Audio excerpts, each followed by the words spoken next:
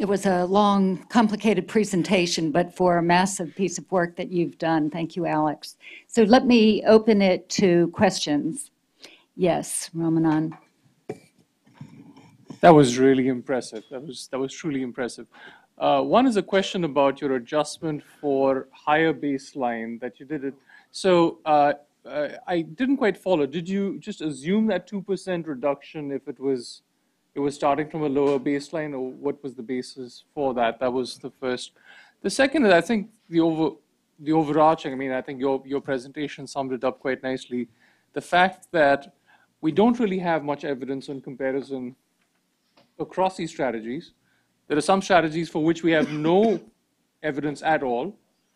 A lot of these studies are biased, and certainly there's a question of who's conducting these studies. And it's just surprising that for the amount of money that goes into these strategies that we know shockingly little. And I hope you're planning to publish this in some way in peer-reviewed literature or somewhere that that message really comes across. But it sort of confirmed, I guess what we're hearing across, which is we just don't know a whole lot here, and there's still a lot of investment in these particular ways of improving healthcare quality. But the latter is more of just a comment. I guess the first part is for the Sure. Yeah. Thank you. So for the baseline adjustment, yeah, we did use that average figure. So it's a fairly crude way of making the adjustment. So basically, studies that had higher baseline levels of performance, they got a little bit added to their effect sizes. Those that had lower levels of baseline of performance got a little bit shaved off to kind of equalize things to a standard context of the mean of that 41% baseline. But my only concern is if some of these studies were, so if some strategies tended to be used more in places with lower baseline, then it's entirely appropriate for them to have had the higher effect size, because that might be reflecting the effectiveness of the strategy rather than the lower baseline. Yeah, it's a very good question, and it relates to a larger family of issues we have, which is what to do with these contextual factors. Do you try to adjust them away, or do you stratify them and try to investigate that variability? And I think we're trying both. But it's a very good point, and that's something we plan on doing is to try to look at what kinds of studies, what kinds of strategies rather, are being done in low baseline versus high baseline settings. So yeah, that's a very good point. And it's very hard to condense so many years of work, so a short period. But yeah, that's one of the on our to-do list. So I'm sorry. Sorry, I'm also going to encourage short questions and answers so we can get to as many people as possible, because there's many hands going up. Alex, you'll be here tomorrow as well. Yeah. So for the longer, complex methodological questions, you might want to talk to Alex separately. I hope that's fair. Welcome, Don Berwick. Let's see. So Jorge, and then Kedar, Enrique, Bill. Can you help me? Yes. Okay. Thank you, Alex. That was truly fascinating. This is a quick question. Did you adjust by complexity of the intervention? We've noticed working in the field that the effect size that you achieve really varies with the complexity of the intervention you are implementing.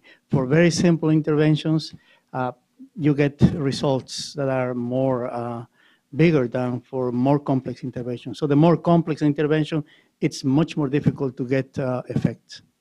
Yeah, thanks. So in this analysis, we effectively stratified by complexity because we were creating strategy groups that we attempted to be homogeneous, right? So, right, training and supervision, all those are sort of, each are in their own category.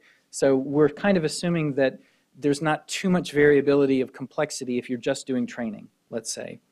But that being said, in the larger review, I can tell you that we did a preliminary analysis where we looked at the relationship between the number of components and the effect size, because there are a lot of people who who say what you're saying, and there was no relationship whatsoever. There was a systematic review by Jeremy Grimshaw and colleagues that was primarily focused on high-income countries who found the same thing, no association between the number of components of a strategy and its effectiveness.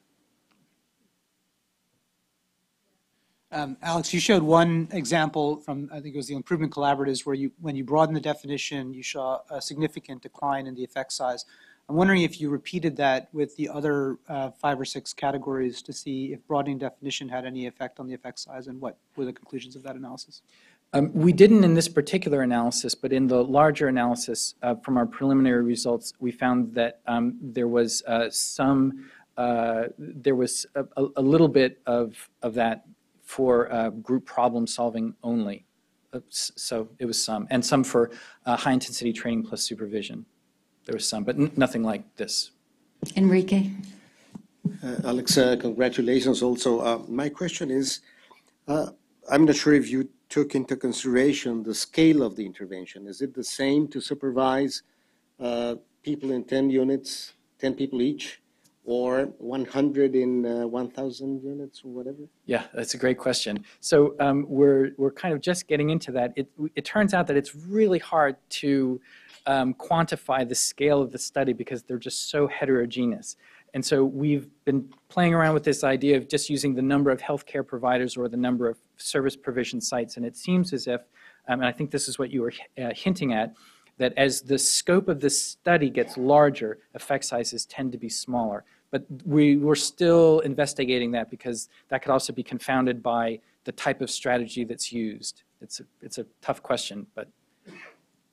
Mike? Thanks, Alex. I've got a short set of questions, but I hope they're quick. One is around the methodology. Have you considered stratifying by the complexity of the outcome measure or the task that's trying to be changed? The second question is to press you a bit more on this independent evaluation side of things, and how much do you think that would, if you were to do your risk of bias assessments again, how much do you think that would influence what you would score people? And when we say independent evaluation, does that also mean of the intervention as it's being delivered, or just the data at the end? And I guess I've got a longer question for you, which perhaps I'll leave, which is or maybe you can shelve, which is in terms of how going forward, how to do some of these tests. Because they could be very large and very expensive and yield some small answers, or is there a better way to integrate evaluations over time so that we're more efficient? Alex, I'm going to encourage you to answer question 1 and 2 briefly and have a private conversation with Mike on 3. Okay, that sounds good. So we have looked at outcome complexity. It turns out it's very hard, and it ends up being very subjective. The Cochrane-EPOC people have worked on this somewhat, and they found that it was just very difficult to determine which was a complex outcome versus a simpler one. But there's some empirical evidence that there is variability, and we have looked into that. We're continuing to do so. Regarding independent evaluation, we don't have a data element in the database on who did the study or where the funding came from. I'm beginning to regret this a little bit since I get asked about it all the time. So I'm not sure exactly how that would come in. What we've been doing is we've been trying to use objective data elements for our risk of bias evaluation. But obviously you can decide where to do the study, and that's not a risk of bias element, but you can work in a place that's more friendly to your intervention, and that of course could lead to more or not biased effect sizes, but just effect sizes that might be less generalizable because they're kind of handpicked where you do the study. It's a very good question. Bill, and then Nank. Just a quick comment that I happen to be chairing a year-long project at the Fogarty International Center at NIH looking at the ways of improving the quality of care for NCDs among the PEPFAR population. It's funded by OGAC, but they want the results to be generalizable. The notion is to come up with a research agenda for how to improve care. And it's being involved in there all the different funding agencies, NIH, ICs, OGAC, CDC, USAID, et cetera. So your recommendations on what research needs to be done may actually get funded. So we'll have some discussions about that, but this can drive some of what's going to happen in this kind of parallel related activity that's happening. Well, thank you. I mean, we really want this my investigators and I want to have this Watch be your slides. useful. Yeah, yeah. No, that's the goal. Okay, and just to follow up on that, I think slides from all presentations, unless people withhold permission, are going to be available to everyone. Nanki? Thanks. That sounds like a very complicated modeling exercise, and thanks for trying to explain it. But I still don't quite understand all of it. I think you're trying to call a lot of different things the same apples, so different apples in one basket, and then you're trying to work out what they taste like, and then different complexity of taste all in one effect of. And so I also wonder whether you've lost some of the evidence by lumping complex outcomes with simple outcomes. And I think that might be a disadvantage of doing it this way. Also, I was struck by the fact that you put something like audit on the supervision, and then whereas actually audit is very similar to what is happening in collaboratives and what is happening under standards-based management and recognition. So I wasn't quite sure how that would work, and therefore I don't quite know how this review would then supersede or add to the existing Cochrane reviews on, for example, supportive supervision and clinical audit. Thank you. So regarding the mixing of outcomes, in the larger database, there were well over 1,000 unique outcomes. And so I've presented results on that subset that are processes of care. And that, I think, helps to a certain degree to, you're now talking about a group of outcomes that conceptually are much more related.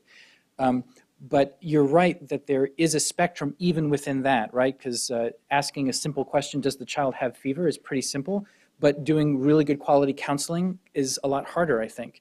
And what our strategy is to do these analyses at a somewhat high level, maybe at the risk of over mixing, but then what we'll be doing is by giving the database away for free, people that are interested in drilling down and getting into those details can do so. And our team, we've got our own list of things that we'll focus on, but by disseminating the database, we're hoping that people will kind of take that up and ask if they're really interested in looking at the difference between diagnosis and treatment and so forth. They'll be able to do so. With regards to your comment and concerns about audit and supervision, for this analysis, audit and feedback is considered separately. So supervision is just when the study investigator said, we did supervision. Now that's a whole family of different activities, but audit and if they said audit and feedback, that was not included in this analysis. Okay, Bukhara? Thank you. Thank you, Alex. Indeed, I'm a lay quality improvement manager, and I'm wondering if you have any comment on the validity of the data you received, because this is questions that usually we receive. If it's self-collected, how do you ensure that it's really credible, valid? From this analysis, do you have any evidence that the data you receive are valid or credible? Thank you. Yeah, thank you. We didn't have a data element per se on data validity. In general, it's not reported. You have what you have. We do have data elements on the data collection methodology, and we know from experience that some things like record review, depending on what it is you're studying, can be kind of not very good quality. And unfortunately, 70% of studies use record review. Things like standardized patients and observation of clinical encounters can be more valid, although there can be biases associated with those, or at least limitations of the types of health conditions examined. There is a data element, a risk of bias data element, on whether the intervention affects the quality of data over time. And so we do have that. Okay, thank you. One last question.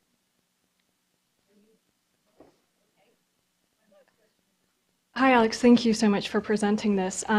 Something you brought up in your assessment of confounding by limited variability was that this may be because some contexts are more well-suited for a quality improvement intervention than others, which seems like a very interesting question for the work that we do. What makes a place more well-suited for these interventions in the first place? It's things like working to buy-in and ownership, or working at creating a conducive policy environment. Could you just comment on some of these other factors that might improve the suitability for these contexts that might not be quantified in this analysis or are easily quantifiable? Oh, that's a good question. I don't have a really good answer for that. There's a really tremendous variability in context, and the strategies, they're all over the map. So I'd like to think about that. Maybe. And then if I can just say one thing before leaving the podium. This workshop obviously is focused on the 6 targeted strategies, but there have been a couple of questions, especially during the last panel, which were asking questions of what in addition to training might be useful, or what in addition to supervision would be useful, or what about community engagement. And I just wanted to let you know that the nearly 500 studies in the database, in the larger database, have studies on these kinds of things. So I hope that, as interesting as all this is, I would invite the committee to consider at some point in the future, and all of you really, to kind of delve deeper into the database to look at those other kinds of studies as well. Thank you. That's a great offer. Thank you very much,